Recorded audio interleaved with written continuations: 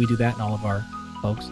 This is scientifically validated stuff. I didn't just make it up. You can actually measure resilience. And there's more and more coming out on this, but that's exactly what that term means. So how well can you handle and bang things off the stressful? So when you see a reduction in, say, 10% of your HRV today, for you, that may make you feel terrible.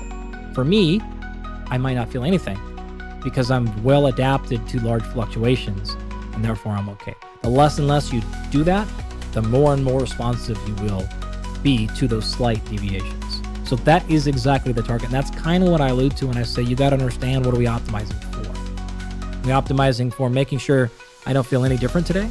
Are we optimizing to make sure when I do feel different, I still am able to perform? So this is why you want to do things like maybe use some caffeine today and feel great. But if I have to use it every day, all I'm doing is shrinking my sensitivity there. So now if I have to go a day without it, I can't train at all.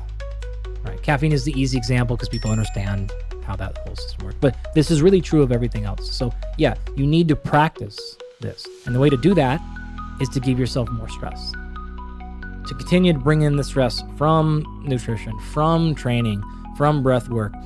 You mentioned earlier about focus. The exact same thing, right? It's not just about getting better right now. It's about training a system. And you can clearly train that, right?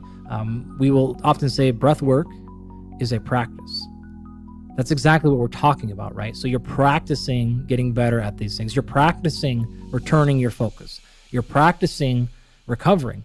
And quite literally, physiologically, you can upregulate, whether we're talking enzymes, whether we're talking about regulators, these will be upregulated so then the next time that insult comes in, it's not as damaging. So yeah, absolutely you can, and you should strive for that.